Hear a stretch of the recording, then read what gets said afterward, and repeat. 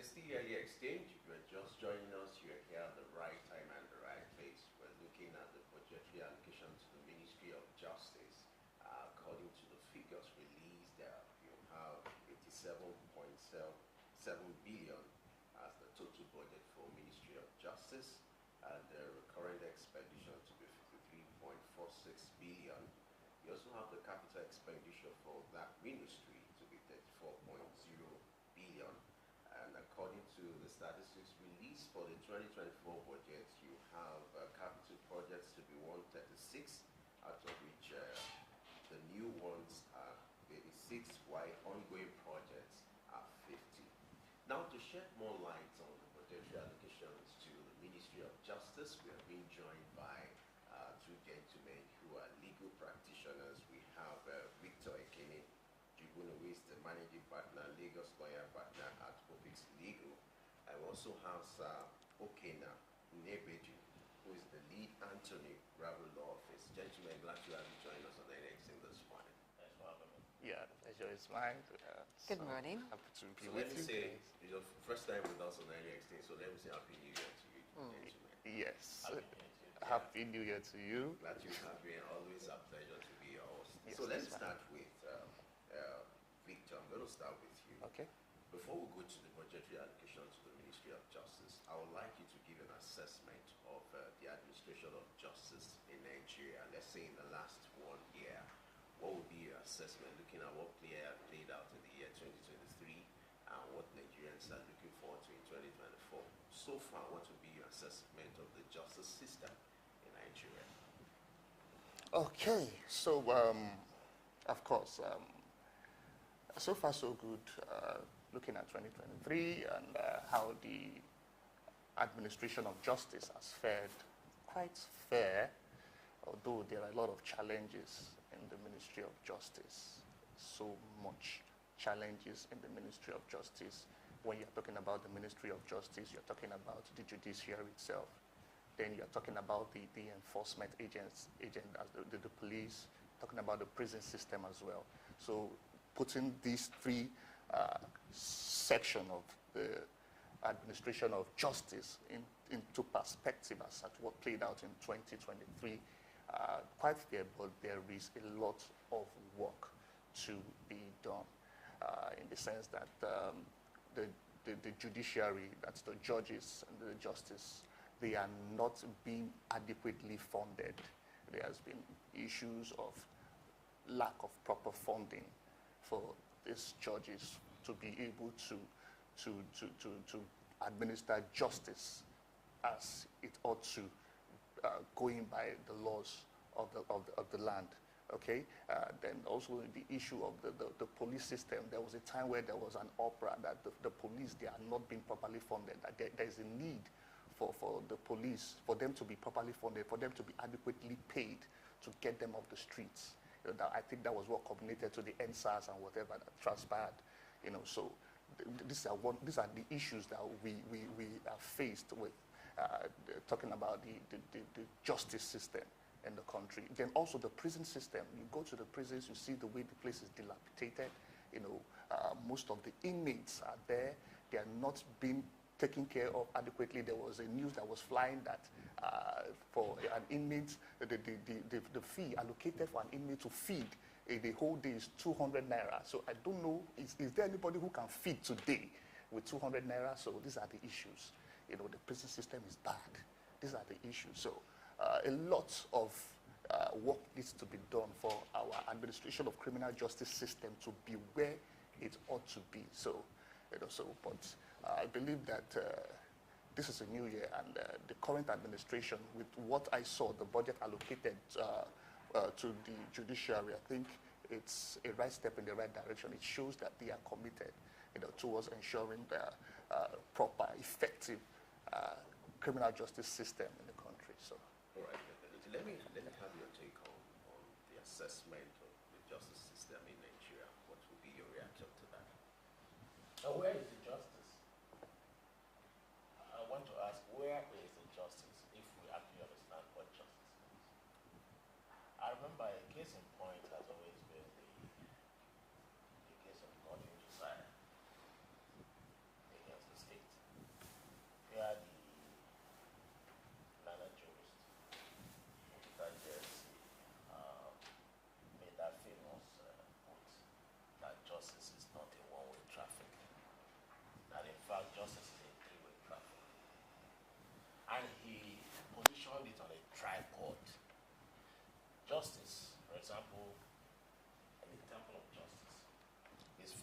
first of all, justice for the applicant or the plaintiff or the claimant who has come to court, and in that particular case, justice for the victim of a wrong, and justice for the deceased because it was a murder case, and finally, justice for the society because the moral ethics, the laws of the country has been desecrated. So, in the administration of criminal justice system, you look up to the Ministry of Justice in terms of position under the executive, and in Nigeria here we have one individual decorated with two offices, which at the bar, at the NBA forum and several other fora, there has been arguments that is it not high time that office be separated? The office of the Minister of Justice and the office of the Attorney General of the Federation, because the administration of criminal justice system in the country rests squarely on the Ministry of Justice. What are their core mandates? First of all, you understand that every executive bill gets drafted under the office of the Attorney General. You also have the Attorney General administer over the career civil servants who themselves, have offices like the office of the Director of Public Prosecution, the DPP office at the federal level. They draft charges for federal crimes. And you want to ask, putting 2023 in retrospect, you want to ask how many of those matters prosecuted by the Federal Ministry of Justice has, looked to the analysis or the perception of Nigerians that justice has been done in any of those cases. The case in point is the case of Nnamdi Kanu. That has been a festering sore on the image of Nigeria, you understand? The trial court and the appeal court quashed and used strong words against officers from the office of the Attorney General of the Federation. Tardy job, changing and redrafting charges at every turn of event. At any adjourned date, you see them rush into the court as if the case happened to them impromptu. You understand? So if you look at some of those high-profile cases, although some are prosecuted by the EFCC, some are prosecuted under the court established under the Federation, like the Federal High Court, National Industrial Court, Bureau of, Code of Conduct Bureau, and the rest of them.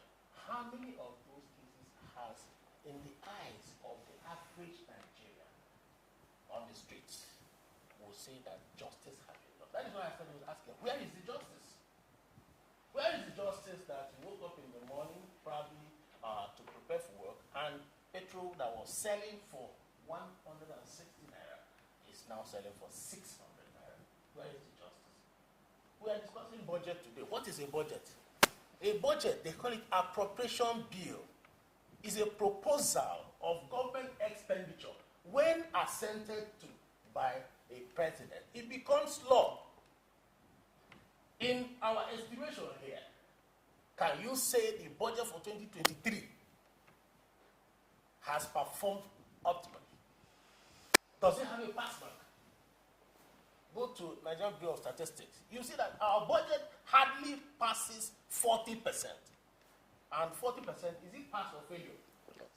All right, let's come to 2024 and take a look at the 2024 budget for the Ministry of Justice. Now, the total budget is 87.47 billion naira for the Ministry of Justice. But if you take a look at it also, For recurrent expenditure, 53.4 billion naira is budgeted. Capital expenditure is expected to take 34 billion naira. And then the top 5 capital projects seems very, very interesting because some strange things are there. Construction of barracks nationwide for the NDLEA. We also have purchase of operational vehicles for the NDLEA, purchase of security equipment for the NDLEA, and then purchase of arms and ammunition for the NDLEA. This piece that I find in the budget for the Ministry of Justice are strange. Are they to you? Yes. But those people who work in NDLEA like to describe 2024 as our year of housing for all, vehicles for all, allowances for all, ammunition for all. And the interesting thing is that they first of all categorized a particular allocation as arms and ammunition. And then they categorized another one as almost 900 billion for, what do they call it? Security apparatus. What is the difference between arms and ammunition and security apparatus and all those stuff? And what this budget for the ministry is suffering is like what the Nigerian budget in its entirety is suffering too, because more than 50% of the budget will be used to service debts. And if you look at the recurrent expenditure, you have greater percentage of the money going for recurrence. So I wouldn't even be surprised if in the line items, the first one there is 10 billion for the construction of houses, if that reoccurs in 2025 budget. So the first shocking thing there is, first of all, like my colleague said, what is the correlation between NDLEA, who are under the executive, and part of what should be for the administration of criminal justice, which falls squarely under the judiciary? What are the allocations that will fund? For example, I expected to see on their shopping list computerization of the court systems, because today my colleague is dressed for court, and if he gets into court, you'll be surprised that in Nigeria of today, the presiding officers, be they magistrates or the high court, still record in long hands. What you see as the people who handle the consuls and all this stuff, I don't know how efficient they are, and to me, at least I'll be in court on Thursday, but most of the recordings and the transcripts of court, I have never seen the transcript when you apply for a certified true copy of court proceedings. I've never seen anything that looks like that we are recorded. So I was expecting to see on the shopping list additional staff for presiding officers, like court assistants. Lawyers every day get called to the Nigerian bar, more than 2,000 every year. But where are they absorbed into? In the labor market. But the judiciary is lacking staff. You see a judge, or depending on any particular court anyway, you see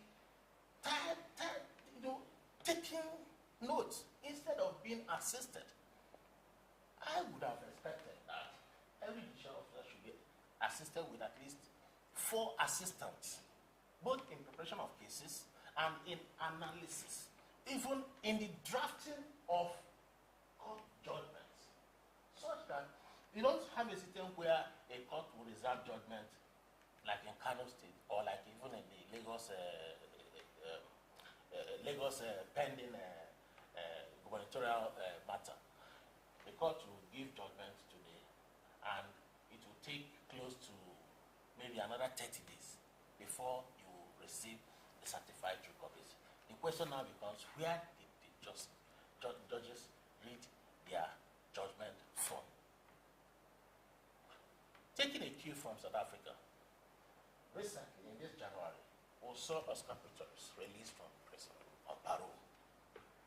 But going back to 2013, when that trial happened, in the full glare of the whole world, South Africans posited their country as a place where crime does not go unpunished. You have to sound it strong to the international community that there are consequences for breach of the laws of the country. You can do a whole lot of jamboree, carry a lot of whatever personnel you want to COP 20, whatever, and to gallivant it all over the world, say they are looking for foreign investors. But those foreign investors, every country has an ambassadorial system. In international jurisprudence, it is called diplomacy. They have their embassies here, and they pay the staff. Don't you think that if they want anything, reportage, authentic, and of enlightened self-interest to that country, that they will listen to their ambassador? All right. Let me bring in Victor here. Yes.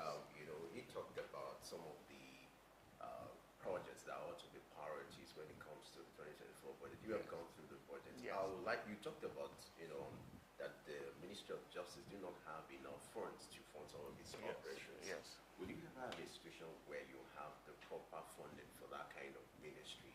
And then what are the missing priorities when you look at the 2024 budget for Ministry of Justice? What are the things that should be priorities but you feel they are missing in the budget? Yes, just like what she read out, as with respect to the what the funds that was actually allocated to the judiciary is going to be meant for, what they are going to be spent. Also, I listened to her reading some allocations for building of barracks for the NDLEA. Majority of the allocations were meant to empower the NDLEA. So I was looking at it that the NDLEA, ordinarily, is it a part of the judiciary? Because what I understand that makes up the Ministry of Justice is basically the judicial staffs. We're talking about the judges, the justice, and other staffs of the judiciary. So I'm a bit surprised that I'm having the NDLEA coming to take out of what seems not to be enough to even cater for the judiciary, who these funds were actually meant for. We're talking about the salaries of the judges. These judges are not adequately paid. The issue of judges, ordinarily, I usually use Lagos as more or less like a yardstick, or more or less like, a yardstick to consider other states where the judiciary are also there. Lagos, there is a development in Lagos now where the judges are being asked to employ young lawyers to be researchers for them. Yes, it's a good step in the right direction. Judges should be able to employ young lawyers to research for them, because ordinarily the time allocated for them to deliver this judgment is very short. For them to now research and do all those things and all that, they need assistance of these young lawyers to also assist in doing that. If Lagos has told towards the direction of, asking these judges, don't worry, you can employ young lawyers to help you do your research. It's a right step in the right direction.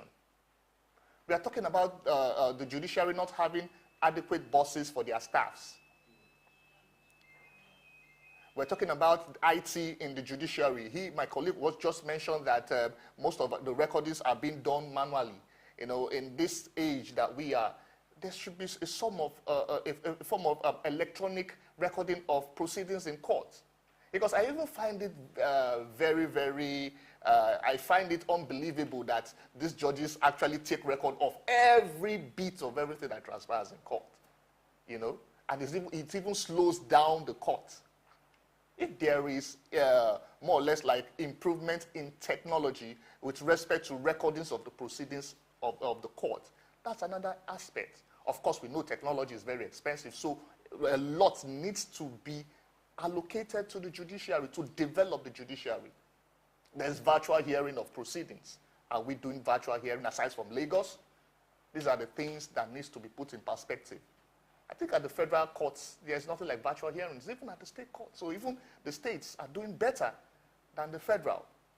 And the federal, they're taking the large chunk of the funds, All right, as it So- is now with the budgets, the NDLA being catered for under the allocation for the Ministry of Justice, Yes. what impact will it have on the justice system? Now, the NDLA is supposed to be an enforcement agency. very Do well. you think that the federal government is trying to put in more effort towards the prosecution of offenders in that aspect? I think yes, we might be looking at it from that perspective. Probably the federal government is trying to see how the law can be enforced. Probably they think that the best method or the best way that the people can actually obey the law is by empowering the enforcement agency.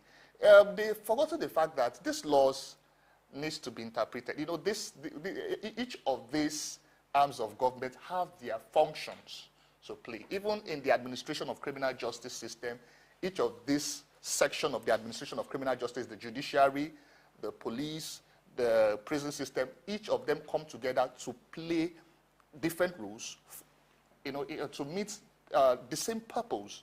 Okay, if you're now taking out of what is meant for the judicial staff to empower the executive, I think it's a misplaced priority, regardless of whatever intention the federal government has. Okay? Are you telling me that the judicial staffs are not, they are not as important as the law enforcement agents? No. The whole section of the administration of criminal justice are they are important in equal proportion. So if they want to more or less empower the NDLEA, I think they should allocate funds to the NDLEA, and not funds meant for the judiciary, and the NDLEA coming in to take out of what is meant for the judiciary that is not even enough. You understand? Now they will say, yes, we have empowered the judiciary, we have given them money. But taking a look at the allocation itself, you will see that nothing goes to the judiciary, in the judiciary itself. Most of the chunk of the money is going to the enforcement. Okay, let me ask. Before a budget is drawn for a ministry, Yes. it is not in the absence of those in the ministry. So how do we have a budget that doesn't represent the need of the ministry? Like I said, budgetary systems is a bureaucracy. It doesn't happen just every December. They will go, okay, sure, we need to do a budget. I will come, put up something else. It doesn't happen as if there's not been a systematic way of getting it done. So you are very correct. But I can tell you very well that it also takes much more than drafting those proposals. It goes to the politicking. It goes to the, do I call it now, the PR, the influencers, those who are able to make their points, those who are able to drop their cards on the table. There will be a back and forth. Give me this, I give you that. You understand? Those things happen. We can't pretend about it. To push your budget, there must be some way of, those who lobby. Lobbying is not a crime. In fact, in the US, you have an institute, like you have the Institute of Chartered Accountants. There are chartered lobbyists who do the lobbying. But here, we pretend as if it doesn't happen, but it does happen. That is on one side. What I also would have wanted to have on the shopping list, that is the budget for the Ministry of Justice. Coming out from an election year is a huge budget for the expansion of the judiciary, for the enforcement of electoral offenders. They are in our laws. I think Chapter 8 of the Electoral Act covers it. Since inception, from the amendment in 2010, then the most recent one that was handed over, that was used for 2020 election, there are contents for electoral offenses, as though there is no criminal code. But, I've always said it that Nigeria is not in short supply of laws. It's the willpower to implement those laws. And like my colleague has said, before you empower he who implements laws, empower he who interprets it. So that the interpretation will go from clear-mindedness, not from a hungry mind, not from someone who external forces. You know, these days, you see judges attend birthday parties or attend political functions. It doesn't happen. Because judges are supposed to be like monks. So that independence is full and concise. But right now, you see a ceremony, elaborate ceremony of governors. What are they doing? They are inaugurating cars for judges. I wanted to say something, but let me withdraw it. All right. let's look at, according to the projection for the 2024 budget, you have the development of National Crime Database, which will go up the sum of 50 billion naira. Now, you are lawyers. I would like you to give us a picture of some of the challenges you face when it comes to the issue of assessing National Crime Database, even if we have something like that. Okay. It's a new project, Yes. but I want you to tell us your experience, having some of the difficulties you face when it comes to the issue of assessing National Crime Database, if something like that exists in Nigeria.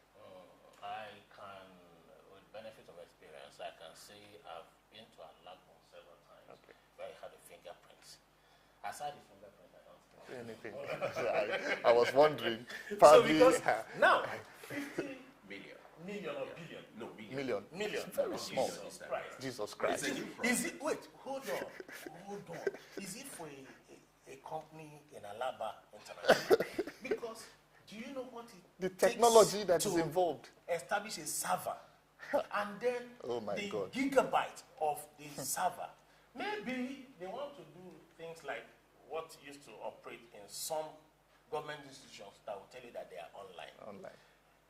They would have allocated data that is meant for maybe a server that is supposed to be like 200 gigabytes and then store it with either Oracle or any of those service providers.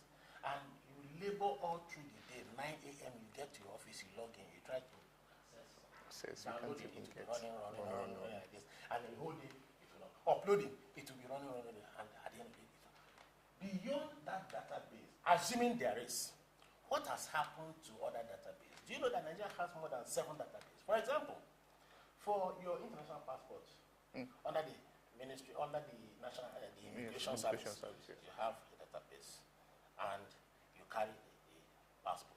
Yes. Under the Federal Road Safety Commission, you have another database. You carry your driver license. Yes. Then You have the under internet. INEC, Yes. you have Have your that, yes. voter stuff, and you carry your stuff.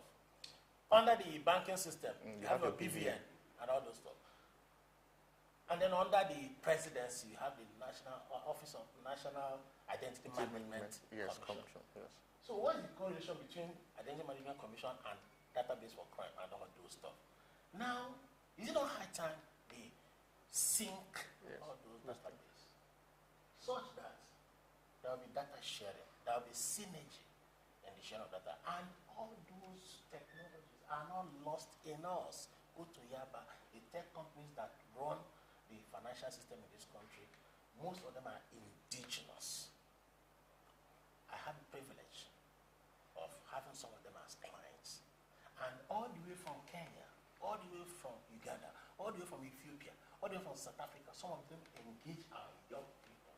And they run economies outside Nigeria, but from country there.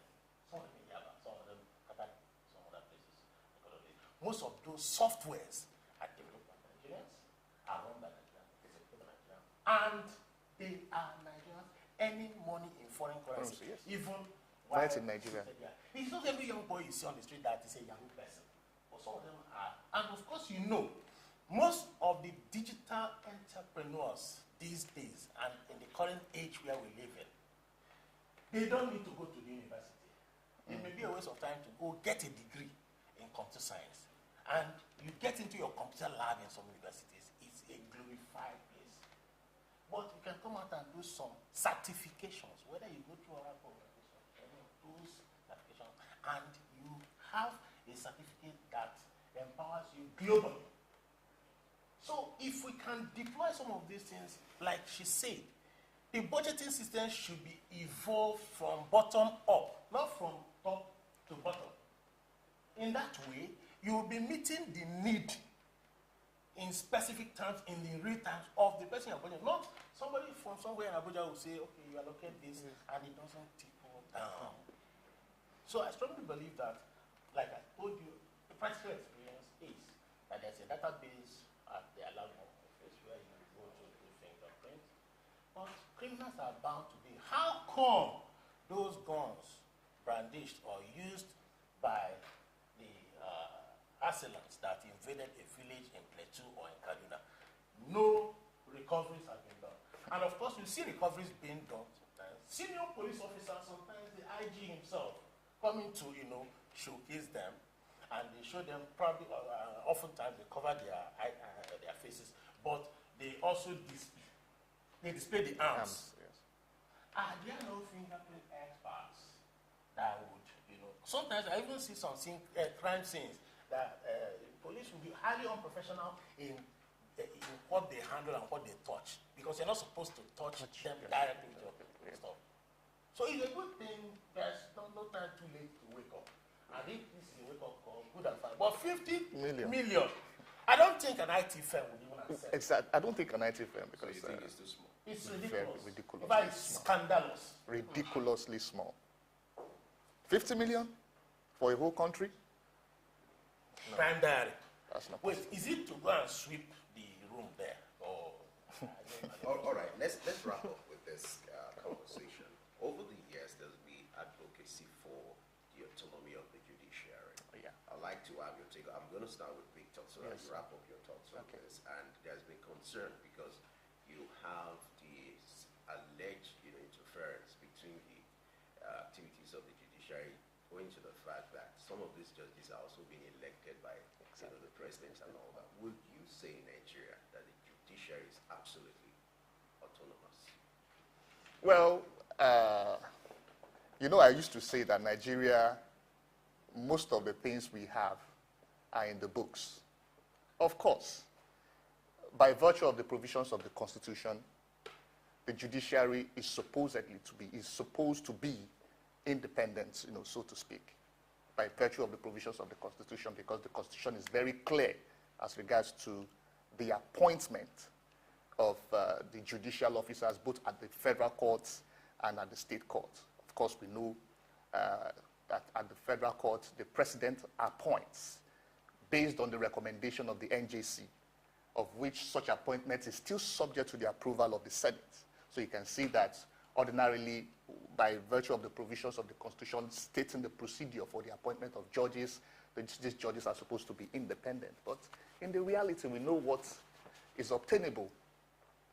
When the president can just come and fire a judicial officer whose tenure in office is not yet complete for political interest and reasons. We've seen a lot of that play out. So are you going to tell me that the judiciary is actually independent, as, stated in the Constitution? They are not. Even at the state level. In fact, the state is ridiculously worse in the sense that these governors, they handpick the judges and put them there to serve their political interest. Because they feel that if at the state level, they pay these judges. So, and there's this saying that he who pays the piper dictates the tune. So, are you telling me the judiciary is actually independent?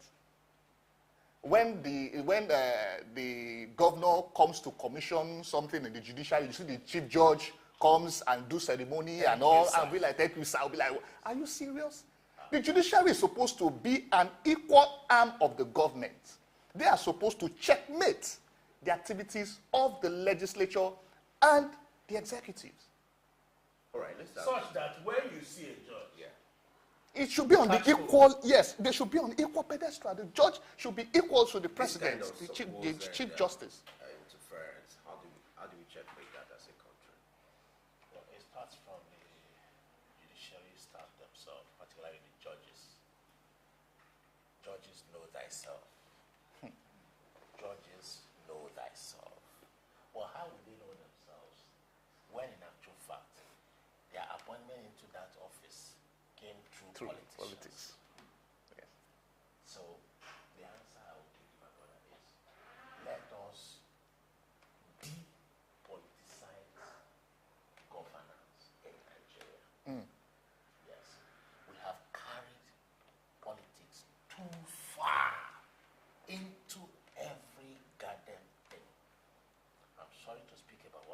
say right now, but it is reality. Happened in Abia State. It's a school, nursing school, that admitted about over 300 students. And their quota for Nursing and Midwifery Council of Nigeria, I hope I got that name correct, is just 75 students.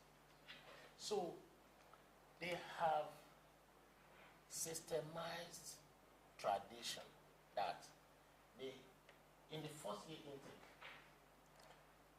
the first exam they take, they call it PET or something like that. And they will use that exam to determine who makes the list of the 75. Can I shock you? Because of transparency too, they adopted the JAMB model for CBT, right? Computer-based test. In an independently organized center. The test was done transparent enough. People made the list, of course, from the highest to a particular cutoff. On merit.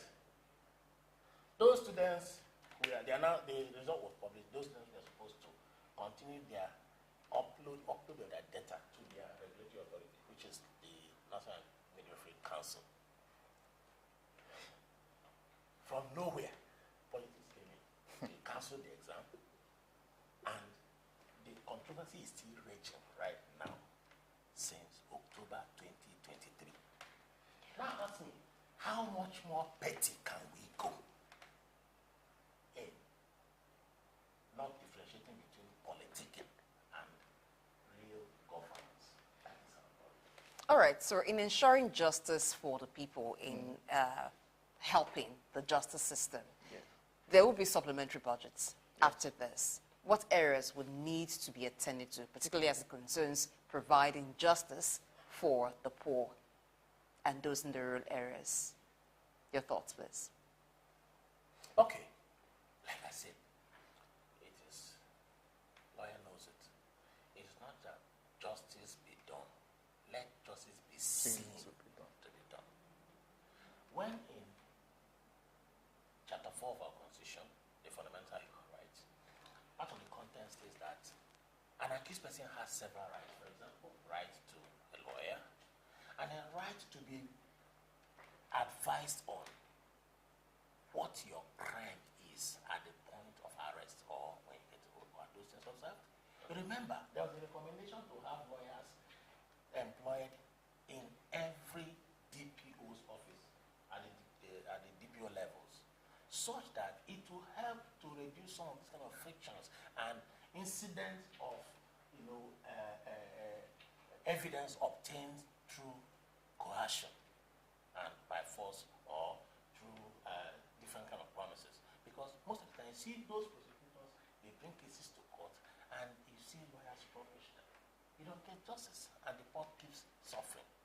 And oftentimes you see the law enforcement agents trying to rip off those at their own pedestal, while real criminals are either being decorated with honorary doctorate degrees or being decorated with by INEC return certificate that they've been duly elected, and they go to make laws.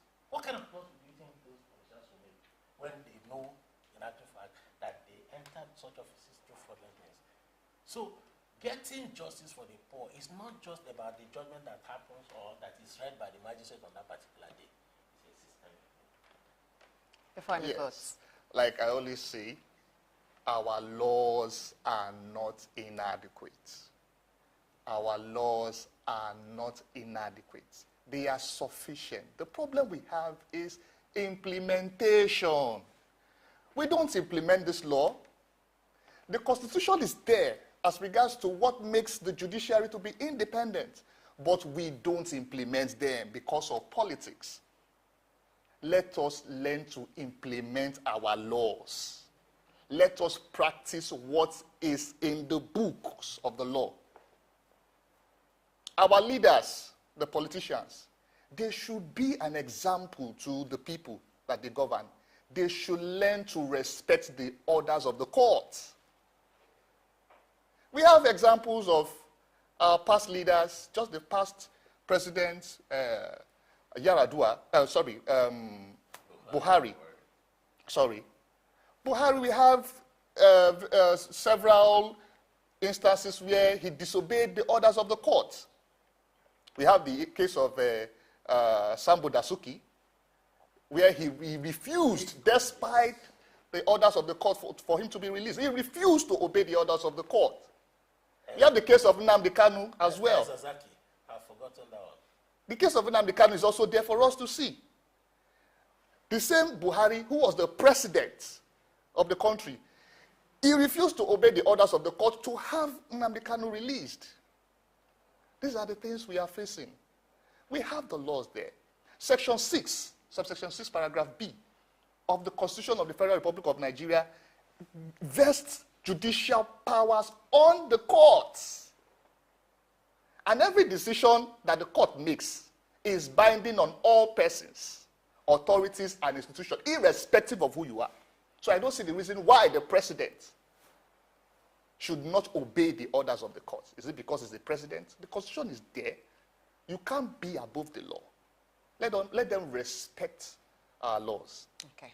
So the rule of law, obedience to the rule of law, or conforming with what the law states, is where we should be going to at this point in time. Yes. Thank you very much for your time with us on Early Exchange this morning. Yes. We do hope that the needed will be done as it concerns the Ministry of Justice, so that there will be justice for all in Nigeria.